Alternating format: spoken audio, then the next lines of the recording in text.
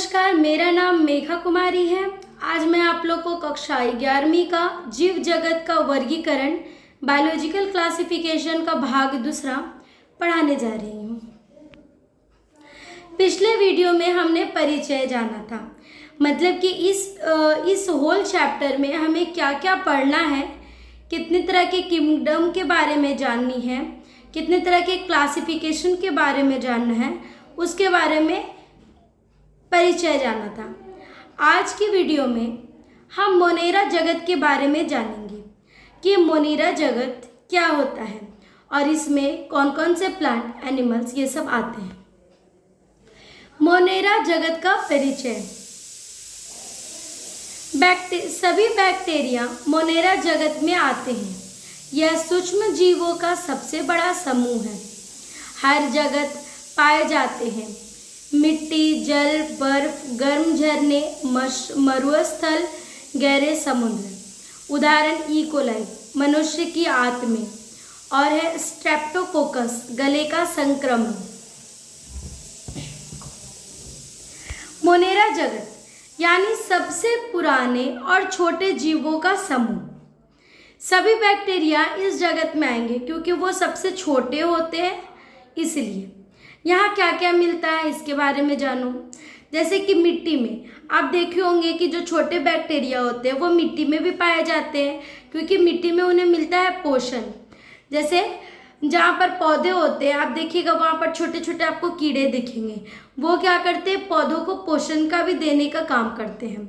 दूसरा, पानी में भी पाए जाते हैं, यहाँ तक कि वो बर्फ में भी पाए जाएंगे जब आप उसको अच्छे से देखेंगे तो। गर्म झरने जहाँ पर 100 सेल्सियस तक का ताप सह सके, वहाँ भी मोनेरा जगत के कीटे पाए जाएंगे। मरुस्थल में यहाँ तक कि गहरे समुद्र में भी पाए जाते हैं। उदाहरण के लिए आप एक एग्जाम्पल ले सकते हो, ई कोलाई के बारे में आप सभी जानते होंगे, जो कि हमारी आंतों में होता है और ये हमारे पाचन तंत्र को सुधारने में काम करता है। फिर है स्ट्रेप्टोकोकस, जो कि गले के संक्रमक इन्फेक्शंस, जब हमारा गले में इन्फेक्शन हो जाता है तो वहाँ पर स्ट्रेप्टोकोकस की संख्या बढ़ जाती है। तो ये इस तरह से। आप एक चीज़ सोचो बच्चों, हम जिस जमीन पर चलते हैं वहाँ के अगर एक मुट्ठी आप मिट्टी उठा लो तो उसमें कितने बैक्टीरिया होंगे? बहुत हो सकते हैं। आप अगर कुछ भी छूते भी हैं तो उसमें भी बहुत सारे बैक्टीरिया हो सकते हैं, मे बी लाख हो सकते हैं, लाख से ज़्यादा भी हो सकते हैं। वहीं पर छोटे छोटे जो जीव होते हैं वो हमारे लिए बहुत काम आते हैं। आप ऐसे एग्जाम्पल में आप समझ सकते हो कि जब आप पौधे लगाते हो, देखना कि पौधे जब आप लगा दोगे तो छोटे कीड़े उसके अंदर से निकल रहे हैं, चल रहे हैं, तो हम लोग सोचते हैं ये तो कीड़ा है, ये तो बहुत प्रॉब्लम क्रिएट कर देगा मेरे पौधे के लिए, मगर वो मिट्टी को फर्टाइल करने का काम करते हैं कि मिट्टी अच्छे से ऑब्जर्व कर सके। तो ये जो छोटे छोटे कीड़े होते हैं जो कि मोनेरा जगत में आते हैं, वो हमारे लिए बहुत फायदेमंद भी है। दूसरा, बैक्टीरिया की संख्या और वितरण। ये बैक्टीरिया की संख्या और उसकी वितरण क्या है, ठीक है। मुट्ठी भर मिट्टी में सैकड़ों प्रकार के बैक्टीरिया पाए जाते हैं। प्रतिकूल परिस्थितियों में भी जीवित रहते हैं। गर्म झरने में, बर्फीले क्षेत्र में, मरुस्थल में, गहरे समुद्र में, और इनके लिए एक उदाहरण जो है वो है लैक्टोबैसिलस। जैसे कि पिछले में हम लोग ने बात किया। अब रही बात की ये झरने की बारी जो बोल रहे हैं, आप लोग जानते होंगे कि जो थर्मस इक्वेशन, जैसे गर्म झरने में पाया जाता है 100 सेल्सियस से ज़्यादा तापमान होता है। फिर आप है कि बर्फीले इलाकों में भी पाया जाता है, जिसको हम लोग फिर बैसिलस सबटिल्स सूखे मरुस्थल में भी जीवित रह सकते हैं क्योंकि उनका वहाँ पर इन्वायरमेंटल फैक्ट है। फिर आप गहरे समुद्र में भी पाया जाता है, और लैक्टोबैसिलस का बात कर रहे हैं जो कि दही में पाया जाता है, दही को फनकने में मदद करता है। दूध से दही को चेंज करने के लिए लैक्टोबैसिलस नाम का बैक्टीरिया बहुत ज़्यादा होना ज़रूरी है।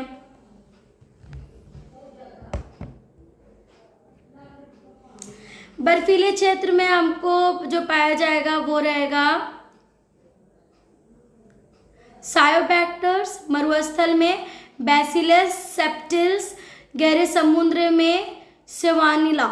ये इस तरह की बैक्टीरिया पाई जाती हैं।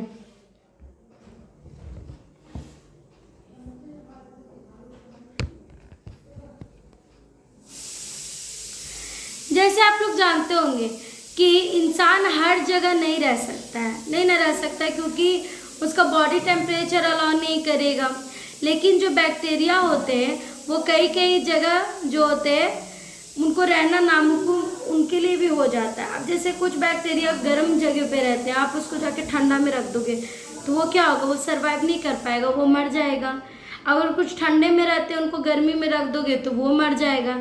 तो इस तरह से बहुत सारे डिफरेंसेस होते हैं। जैसे कि ह्यूमंस को रहने के लिए एक इन्वायरमेंटल फैक्ट चाहिए, वैसे ही बैक्टीरिया और छोटे जीवों को रहने के लिए भी इन्वायरमेंटल फैक्ट चाहिए होता है। अब आप यहाँ पर देख सकते हैं बैक्टीरिया के आकार। बैक्टीरिया के जो आकार होते हैं वो 4 प्रकार के आकार होते हैं, ठीक है। पहला है कोकस। कोकस जो कि गोलाकार, और स्टेप्टोफाइलोकोकस यूरेस कहते हैं। आप ये देख सकते हैं यहाँ पर कोकस, ये वाला, ये क्या है, गोलाकार है।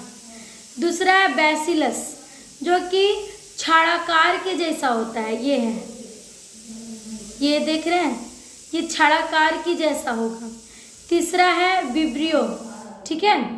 चौथा जो कि कॉम आकार का होता है, कॉमा आकार का होता है। और विब्रियो क्लोरेला जो कि हैजा रोग के जीवाणु में काम करता है, ठीक है, ये वाला, ये विब्रियो, ठीक।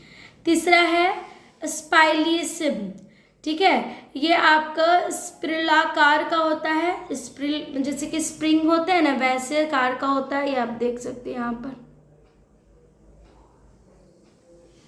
ये बैक्टीरिया के डिफरेंट शेप हैं जो कि मैंने आपको दिखाया है, ठीक है।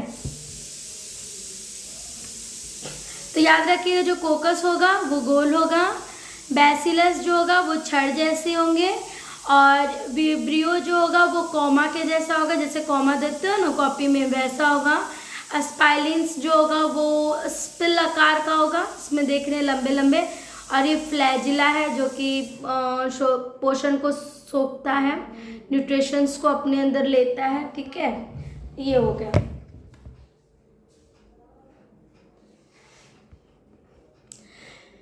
संरचना और व्यवहार, इनकी संरचना कैसी होती है और इनके व्यवहार कैसे होते हैं उनके बारे में जानते हैं। संरचना सरल प्रतीत होती है लेकिन व्यवहार बहुत जटिल होती है। अलग अलग वातावरण में अनुकूलित कर लेते हैं। इन सभी जो बैक्टीरिया मैंने आपको दिखाया, 4 टाइप्स के जो बैक्टीरिया दिखाई, वो अलग अलग वातावरण में वो अनुकूलित रहते हैं। जैसे कि राइजोबियम है, वो दालों की जड़ों में नाइट्रोजन स्थितीकरण करता है, तो इसका कुछ अलग काम हो गया। उसी तरह से बैक्टीरिया की जो संरचना है वो बहुत ज़्यादा सरल होती है, पर उनका व्यवहार अलग है। जैसे कि आप मुख्य बिंदु में रख सकते हैं। पहला है कोशिकाएं जिसको यूनिसेलुलर होते हैं, झिल्ली, कोशिका द्रव, साइटोप्लाज्म और डीएनए में होता है, ठीक है। ये क्या करेगा, बहुत तेजी से अनुकूल कर लेता है, एडेप्टेशन इसका बहुत जल्दी हो जाता है। अब एक उदाहरण में हमने राइजोबियम के बारे में बताया। ये कहाँ पाया जाएगा राइजोबियम, आपसे कोई पूछ लेगा कि राइजोबियम कहाँ पाया जाएगा तो हम क्या बताएंगे कि जो पौधे के जो जड़ होते हैं, ठीक है, वो वहाँ पाया जाता है। वो वहाँ क्या करता है, नाइट्रोजन की स्थिति को बढ़ाता है। जैसे खेत की नाइट्रोजन का काम क्या है, वो खेत की उपज को बढ़ाता है, आप लोगों को तो पता है, ठीक है ना।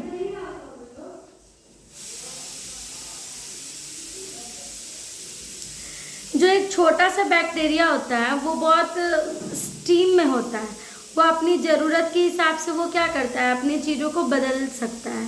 और ये बहुत स्मार्ट जीव भी है, जो बैक्टीरिया है बहुत स्मार्ट जीव है, वो अपने ज़रूरत के हिसाब से अपने आप के स्ट्रक्चर्स को भी चेंज करता है। पोषण के प्रकार क्या हैं, ये जो बैक्टीरिया है उनमें पोषण के जो प्रकार वो क्या है, मेटाबॉलिज्म उनकी क्या है। बैक्टीरिया में उपापचय मेटाबॉलिज्म की विभिन्नता बहुत अधिक होती है, अलग अलग प्रकार के हो सकते हैं, जैसे कि कोई प्रकाश संश्लेषण करता है जिसको हम लोग स्वपोषी कहते हैं, जैसे साइनोबैक्टीरिया ले लीजिए, नील हरित शैवाल भी कहते हैं उसको। रसायन संश्लेषी स्वपोषी जिसको हम लोग नाइट्रोजोमोनस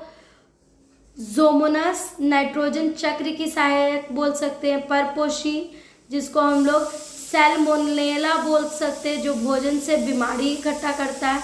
मित्र कार्बनिक पदार्थों में विघटित करने वाले भी ये होते हैं, जैसे कि बैक्टीरिया हर तरह से भोजन प्राप्त करते हैं, ठीक है। अब इसमें कुछ मेटाबॉलिक डाइवर्सिटी है जो कि बहुत ज़्यादा देखने को मिलती है। आप उदाहरण से समझिए, जो प्रकाश संश्लेषी करते हैं वो क्या होते हैं, स्वपोषी होते हैं। वो सूर्य के प्रकाश से क्या कर लेंगे, भोजन बना लेंगे, और वो जो भोजन बनाए तो इसमें आता है आपका साइनोबैक्टीरिया, जो कि सूर्य के प्रकाश से क्या करेंगे, अपना भोजन बनाकर अपने आप को सर्वाइव कर सकते हैं। फिर एक रसायन संश्लेषी स्वपोषी, जो कि रासायनिक यौगिकों से ऊर्जा लेते हैं, ठीक है। जैसे जिसमें आ गया आपका नाइट्रोसोमोनस, ये हो गया। परपोषी जो दूसरे पे डिपेंड हो गए, जो दूसरे के भोजन से, दूसरे चीज़ों से भोजन अपना ले रहे हैं, जिसमें आता है सैल्मोनेला। ये अपघटक मृत कार्बनिक पदार्थ तोड़ते हैं मिट्टी से और ये भोजन लेते हैं। जैसे कोई मरा गला रहेगा ना, वो उससे भोजन ये लेना शुरू करते हैं। जैसे इंसान केवल खाने से ऊर्जा प्राप्त नहीं करता, वो बैक्टीरिया कई तरीके से अपनाते हैं। कुछ सूरज की रोशनी से खाना बैक्टीरिया लेते हैं, कुछ रसायनों से खाना बैक्टीरिया लेते हैं, और कुछ दूसरों के खाने से भी अपना खाना बनाते हैं बैक्टीरिया। समझ में आ रहा है ना बात। पहला कि बैक्टीरिया सूरज की रोशनी से लेगा, दूसरा वो रसायनों की मदद से अपना भोजन बनाएगा, तीसरा वो दूसरे के भी खाना से भी अपना भोजन बना लेता है। ये कौन ये काम करता है, ये हमारा बैक्टीरिया करता है। अब और इंसान क्या करता है, सिर्फ इंसान जो है वो केवल खाने से ही ऊर्जा प्राप्त कर सकता है, वो कुछ और चीज़ से ऊर्जा नहीं प्राप्त करेगा। उसको एनर्जी जब तक जितना खाएगा उतना एनर्जी उसको मिलेगा। और इन लोगों का क्या है कि 3 तरीकों से एनर्जी को समझिए लेने का पावर रखते हैं। निष्कर्ष क्या है, मोनेरा जगत सबसे प्राचीन और व्यापक जीवों का समूह है। हर तरह के पर्यावरण में पाए जाते हैं। आकार और पोषण की विविधता इन्हें खास बनाती है। उदाहरण उपयोगी लैक्टोबैसिलस और हानिकारक में आप विवेरियो क्लोरेरिया ले लीजिए। जीवन और पर्यावरण में इसकी भूमिका अत्यंत महत्वपूर्ण है। अब आप देखिए निष्कर्ष क्या है। निष्कर्ष क्या है, मोनेरा जगत बहुत पुराना और सबसे व्यापक समूह है। ये हर जगत में पाया जाता है, इतना तो हम लोग समझ ही रहे हैं, क्योंकि स्टार्टिंग में ही हम लोगों ने बात किया कि झरनों में, ज़मीन में, मिट्टी में, पानी में, हर जगह में ये पाए जाते हैं। और इनका जो आकार होता है, रूप और भोजन के तरीक़ों से बहुत विभिन्न होता है। कुछ हमारे काम आते हैं, जैसे कि लैक्टोबैसिलस को बात किए, दही में दूध से दही चेंज करने के लिए ये बैक्टीरिया बहुत ज़्यादा ज़रूरी है, वरना हमारा दही नहीं बनेगा। कुछ जो बैक्टीरिया नुकसानदायक होते हैं, जो हमारे शरीर के लिए बहुत हार्मफुल होते हैं, जैसे कि विवेरियो को ले लीजिए। धरती के परिस्थितियों तंत्र में इकोसिस्टम के लिए बहुत ज़रूरी है, क्योंकि हम लोग ने बहुत पहले वाले चैप्टर में भी पढ़ा था कि हर जीव, चाहे जीव हो, कीट हो, सबको एक दूसरे पे निर्भर है और उनका होना यूनिवर्स में बहुत ज़रूरी है, क्योंकि जो चेंजेस हमें दिखते हैं वो उनके कारण ही होते हैं।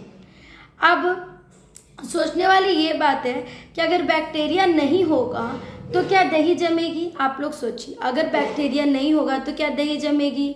क्या खेत में पौधे इतने अच्छे से उग पाएंगे, क्योंकि नाइट्रोजन का भी काम वो कर रहा है। क्या मित्र जीव अच्छे से सड़ पाएंगे अगर बैक्टीरिया नहीं होगा। यानी जीवन के चक्र में ये छोटे छोटे जो जीव होते हैं वो बहुत उपयोगी होते हैं। अगले वीडियो में हम लोग आधे बैक्टीरिया के बारे में पढ़ेंगे। ठीक है, थैंक यू।